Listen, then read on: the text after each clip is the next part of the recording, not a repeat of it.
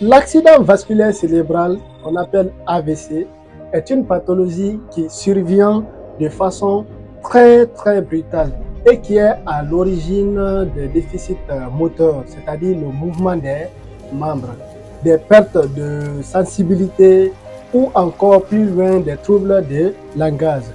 Donc aujourd'hui, je vais vous parler de l'AVC. Qu'est-ce qu'on appelle vraiment l'AVC? Quels sont ses symptômes?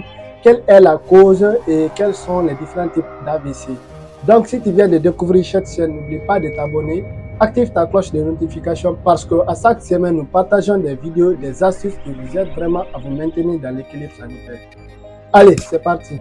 Il existe deux types d'AVC. Nous avons les AVC ischémiques et les AVC hémorragiques. Donc, sur plus de 15 millions d'AVC qui surviennent au niveau mondial, seulement 25% sont mortels et plus de 30% laissent des séquelles au niveau des familles, qui laissent des invalidités permanentes à des victimes qui sont dépendantes des familles et des proches. 85% des cas d'AVC est la conséquence d'un infarctus, c'est-à-dire une artère qui se bouche dans le cerveau. Et les 15 autres pourcents sont d'origine hémorragique qui sont dus à une rupture d'un vaisseau dans le cerveau qui entraîne des symptômes.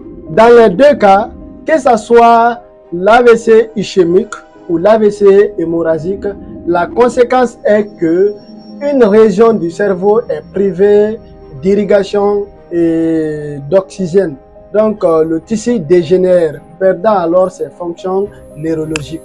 Les symptômes qui apparaissent soudainement sont, nous avons une apparition soudaine d'une difficulté à parler ou à comprendre les autres. Nous avons aussi une perte de force ou d'équilibre même de la paralysie d'un côté du visage. Nous avons aussi une perte soudaine de la vue. Souvent, c'est dans un seul œil. Et aussi une perte d'équilibre ou de la coordination de tes mouvements. Nous avons aussi un mal de tête soudain et violent sans cause apparentée. Dans le cas d'un AVC ischémique, si le patient est pris en charge rapidement, le traitement d'urgence consiste à faire quoi? Le traitement d'urgence consiste à désobstruer l'artère cérébrale. Cette désobstruction se fait comment?